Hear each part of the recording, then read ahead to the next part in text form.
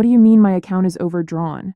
That's impossible, I said, staring at my phone in mock surprise as Brandon's sister ranted about the rent money he'd promised her. He did what? When? I kept my voice steady, letting her believe I was just learning about my husband's betrayal. My name is Isla Thompson, and my husband Brandon just became one of the biggest mistakes of my life. But not in the way he thinks. That Sunday morning when I woke up to an empty bed and a cruel note on the fridge felt like a slap in the face, even though I'd been expecting it. Goodbye. Never loved you anyway. Real classy, Brandon. I'm a forensic accountant in Milwaukee, and I've spent the last 15 years tracking financial fraud for some of the biggest corporations in the Midwest. So when my own husband started showing signs of planning his great escape 3 months ago, let's just say he wasn't exactly dealing with an amateur. The first red flag was when he started asking about our retirement accounts, showing sudden interest in our finances after years of letting me handle everything. Then came the secret phone calls, the unexplained absences, and the way he'd change his computer screen whenever I walked into the room. Classic signs of someone planning to bolt. I'd seen it all before in my line of work. What Brandon never realized was that every suspicious transaction, every hidden purchase, every attempt to quietly move our money, I saw it all. Each step he took to try to rob me blind was documented, photographed, and sent straight to my lawyer. By the time he left that note, thinking he'd pulled off the perfect escape, I had already moved our savings, flagged our accounts, and prepared for every scenario he might try. So when the fraud alerts started flooding my phone that Monday morning, I couldn't help but smile. Brandon thought he was 10 steps ahead, but he had no idea he was walking straight into a trap of his own making. The phone kept buzzing with notifications, declined transactions, failed withdrawal attempts, frozen accounts. Each one was like music to my ears. My hand brushed against the folder marked "Just in Case" sitting on my desk, filled with months of evidence that would destroy not just his escape plan, but his entire future. As I listened to his sister's desperate voice on the phone, I almost felt sorry for him. Almost.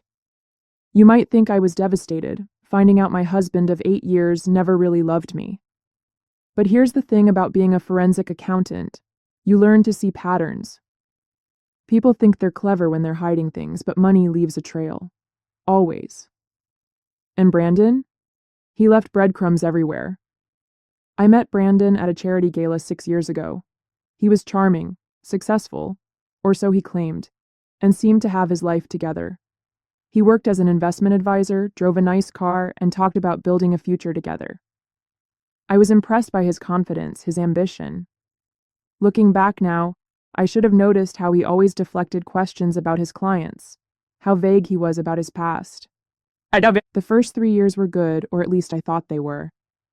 We bought a beautiful house in the suburbs of Milwaukee, planned exotic vacations, and talked about starting a family.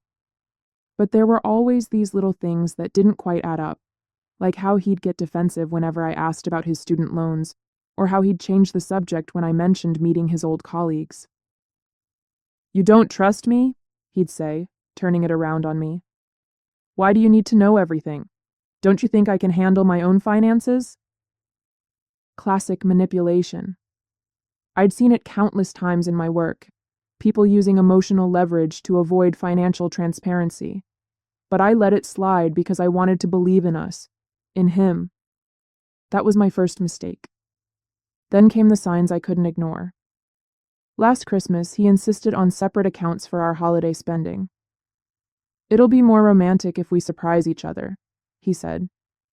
But I noticed the credit card statements he thought he'd hidden, showing purchases at high-end jewelry stores, jewelry I never received. The weekend business trips that didn't match any conferences I could find. The mysterious calls from numbers that always went straight to voicemail when I was around. Most wives might have confronted their husbands immediately, but I'm not most wives. Instead, I started pulling bank statements, tracking transactions, and building a case. Every time he thought he was covering his tracks, he was actually giving me more evidence. I watched as he slowly tried to drain our accounts, thinking I was oblivious to it all. "You're working late again?" he'd ask, feigning concern while I sat at my computer. Just catching up on some cases, I'd reply, not mentioning that the case I was working on was his. The breaking point came 3 weeks ago. I was working late, actually late this time, when my colleague Susan rushed to my desk. Her face was pale, and she was clutching her phone like it might bite her. "Isla, you need to see this," she said, her voice shaking. "I was reviewing the Thompson case files when I found something. It's about Brandon." My stomach dropped as I looked at her screen. There it was, Brandon's name, linked to a series of suspicious transactions we were investigating. Not as a witness or a victim, but as a person of interest. The same patterns I'd been tracking in our personal accounts were showing up in his professional dealings. He wasn't just planning to leave me. He was running from something much bigger. "There's more," Susan whispered, scrolling through the documents. "He's been named in 3 other fraud investigations. Different states, different names, but the same MO. He finds successful women, marries them, then disappears with their money. The last one was in Phoenix, just before he moved to Milwaukee." The pieces started falling into place. The charm, the secrecy, the sudden interest in our finances, it was all part of his pattern. I wasn't his wife, I was his next target, and he had no idea that his latest mark was someone who specialized in catching people exactly like him. That night, I sat in our kitchen until dawn, going through everything with fresh eyes. The loving husband act, the careful manipulation, the way he'd slowly tried to isolate me from my friends and family, it was all so clear now. I found myself laughing, not because it was funny, but because of the sheer irony. He'd picked the wrong woman to con. I spent the next 3 weeks preparing. Every morning, I'd kiss him goodbye like nothing was wrong. Every night, I'd listen to his lies about work while documenting every suspicious transaction. I moved our savings, contacted the FBI's Financial Crimes Unit, and gathered evidence that would not only protect me, but help his previous victims. "You seem different lately," he said one night, studying my face. "Is everything okay?" I smiled, thinking about the trap I'd set, about how his own arrogance would be his downfall. "Just tired from work," I replied. "You know how it gets this time of year." He nodded sympathetically, probably thinking I was working hard to earn more money for him to steal. If he'd paid more attention, he might have noticed the gleam in my eye, the one that said I knew exactly what he was planning. But con men like Brandon never think they'll be the ones getting conned. And that's the thing about people who make a living betraying others. They never expect to be the ones getting played. The morning after Brandon disappeared, his plan started unfolding exactly as he'd expected. The first call came from our bank. Unusual activity, multiple withdrawal attempts, credit cards maxed out. The second was from his sister Kelly, hysterical about the money he'd borrowed. The third was from a woman named Rachel Clark in Phoenix, asking if I knew where her husband was. Her husband. The words hit me like a bucket of ice water. "I'm sorry, what did you say?" I gripped my phone tighter, sitting down at my kitchen table. "Brandon Murphy. He's still legally my husband," Rachel explained, her voice tight with anger. "He disappeared with my savings 3 years ago. I've been tracking him ever since." I smiled despite myself. "Actually, here he went by Brandon Thompson, and you're not going to believe this, but I've been expecting your call." Over the next hour, Rachel and I compared notes. Same charming smile, same investment advisor story, same pattern of slowly draining accounts before disappearing. But this time, there was one crucial difference. Me. "I've gathered enough evidence to bring him down," I told her, "but I need your help to catch him." That's when my phone buzzed with a text from Brandon. "I'm sorry, can we talk? Just one last time?" Perfect. He was following the pattern I discovered in Rachel's case, reaching out after the initial disappearance, trying to manipulate his way into one last chance to access any remaining funds. I showed the text to my lawyer, who was already preparing our counterattack. "Let's set the trap," she said, her eyes gleaming. I agreed to meet Brandon at a coffee shop downtown. When I arrived, he was already there, looking appropriately remorseful. His eyes were red, his clothes slightly rumpled, the perfect picture of a man who'd made a terrible mistake. "Isla, I'm so sorry," he began, reaching for my hand across the table. "I've been going through some things, dealing with some bad investments. I panicked." I pulled my hand away, playing my part perfectly. "How much trouble are you in, Brandon?" His eyes lit up. Just a flicker, but I caught it. He thought I was falling for it. "About $200,000, but I have a plan to fix everything. I just need access to our emergency fund." I pretended to consider it, watching him squirm. "The emergency fund, right. The one you tried to empty yesterday?" His face fell for just a second before he recovered. "That was a mistake. I wasn't thinking clearly. But if you help me now, I promise—" To what? To disappear again? Or to stick around long enough to drain my accounts like you did to Rachel in Phoenix? The color drained from his face. For the first time since I'd known him, Brandon Thompson, or Murphy, or whatever his real name was, looked genuinely shocked. "You know, the funny thing is," I continued, sliding a folder across the table, "if you'd done your research, you might have realized that stealing from a forensic accountant wasn't your smartest move." Just then, 2 FBI agents approached our table. I stood up, straightening my jacket. "Oh, and Brandon? You might want to call a lawyer. A good one." As Brandon was being led away by the FBI agents, my phone lit up with a call from Susan. Her timing couldn't have been better. "We've got him," she said, her voice triumphant. "The team just finished analyzing those offshore accounts you flagged. Brandon isn't just running a marriage con. He's been operating a massive Ponzi scheme. We're looking at fraud in the millions." I watched through the coffee shop window as Brandon was placed in a federal vehicle. He looked small now, nothing like the confident man who thought he'd outsmarted me. "How many victims?" I asked, already knowing the answer would be ugly. 23 so far, spanning 5 states. 12 marriages, all to successful women in finance. But here's the kicker. He was planning something bigger. We found evidence of a new investment firm he was setting up. He was going to use your credentials and reputation to lure in high-net-worth clients. I thought about all those late nights when he'd ask about my cases, showing sudden interest in my work.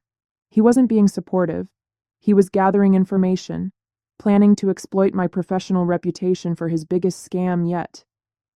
"The irony," I said, "is that if he hadn't gotten greedy, if he'd just stuck to his usual marriage scam, he might have gotten away again, but he just had to go bigger." "That's not even the best part," Susan continued. "Remember that country club membership he insisted on last year? Turns out he was using it to meet his next target, Caroline Mitchell, the hedge fund manager. He was already laying the groundwork for his next disappearing act."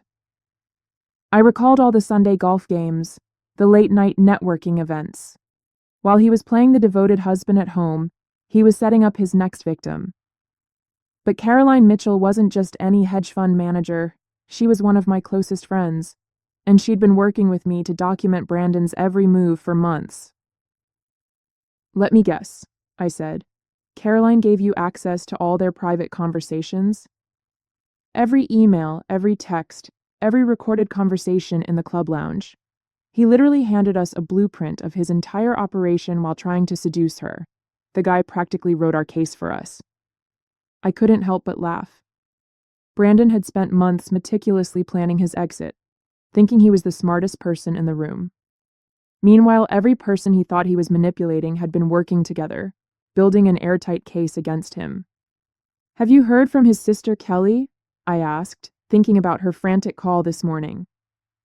"That's another interesting thread," Susan replied. "Turns out she's not his sister at all. She's an accomplice. They've been running this scam together for years. She plays the desperate sister to explain why he needs to borrow money urgently right before he disappears. She's being picked up in Chicago as we speak." I sat back in my chair, taking it all in. The scope of Brandon's deception was breathtaking, but so was his blindness. He'd been so focused on maintaining his lies that he never noticed the trap closing around him. "One more thing," Susan added. "We found his real identity. His name isn't Brandon Thompson or Murphy, it's Brandon Roberts. and he's been wanted for fraud in Canada since 2015. I smiled, thinking about the massive case file waiting on my desk. Well, Brandon Roberts, welcome to your worst nightmare. I was about to head back to the office when my phone buzzed again. This time, it was a text from an unknown number. You think you're clever, but you have no idea what's coming. Check your email. The message was followed by an email containing detailed photos of me with my family, my daily routines, even shots through my home windows. A chill ran down my spine, not from fear, but from anger. Brandon had hired someone to watch me. I forwarded everything to Susan and my lawyer, then made a call to the FBI agent in charge of Brandon's case. Agent Morrison? We've got another player in the game. Already on it, she replied. The photos were sent from an IP address we've been monitoring. James Foster, Brandon's former cellmate from a brief stint in Phoenix. He's been working as Brandon's muscle, threatening victims who get too close to exposing the scheme. I thought about Rachel Clark, wondering if this was why she'd waited so long to come forward. Where is he now? That's the thing, we can't locate him, but he's probably... Agent Morrison stopped mid-sentence. Hold on. There's movement on one of Brandon's frozen accounts. Someone's trying to access it from inside your house. My house. Where I'd left my laptop open. I called Rachel immediately. Is everything okay there? We have a situation, she whispered. Kelly's here. She must have had a key. She's trying to access Brandon's accounts from your computer. Kelly, the fake sister, who was supposed to be in custody in Chicago. My mind raced through the possibilities. Either she'd escaped or... Rachel, get out of there now. Kelly's not working alone. I heard a crash in the background, followed by Rachel's sharp intake of breath. Too late, Foster's here too. My heart pounded, but my mind remained clear. This was exactly the kind of desperate move I'd anticipated. Rachel, remember what we discussed? It's time. Through the phone, I heard Rachel's calm voice. Hey, Kelly, before you do anything stupid, you might want to look at what's on that screen. I smiled, knowing exactly what they were seeing. Every file, every account, every piece of evidence wasn't just stored on my laptop. It was being live-streamed to the FBI's servers. Plus, the whole house was under surveillance with agents stationed nearby. It's over, I heard Rachel say. Look outside. The sound of sirens filled the background as FBI agents swarmed my house. Within minutes, both Kelly and Foster were in custody, and Rachel was safe. I drove home to find Agent Morrison waiting for me. Quite a performance, she said. You knew they'd try something like this? People like Brandon, Kelly, and Foster, they always get desperate at the end. They're so used to being in control that they can't handle losing it. I looked at my house, now a crime scene. I just had to make them think they had one last chance to win. Well, with this attempted break-in and the threats, we can add witness intimidation and conspiracy charges to their list. Agent Morrison smiled. I'd say your trap worked perfectly. I thought about Brandon sitting in his cell, probably still believing he could talk his way out of this. He had no idea that his desperate final move had just given us everything we needed to ensure he'd never scam anyone again. 2 months later, I sat in the courtroom watching Brandon's world crumble around him. Gone was the confident smile, replaced by a look of utter defeat as the judge read out his sentence. Brandon Roberts, for multiple counts of fraud, identity theft, conspiracy, and witness intimidation, this court sentences you to 25 years in federal prison. I caught his eye as they led him away. For a moment, his mask slipped completely, and I saw the panic beneath. The man who'd written "Never loved you anyway" on a note in my fridge now faced a future where love was the least of his concerns. Kelly and Foster didn't fare much better. Both took plea deals, but they'd still serve significant time. As part of their agreements, they provided evidence against Brandon's entire network, exposing operations in 3 countries. Rachel sat beside me, squeezing my hand as Brandon's victims, my unexpected sisters in survival, stood one by one to share their impact statements. Each woman told a similar story of betrayal, but ended with the same note of triumph.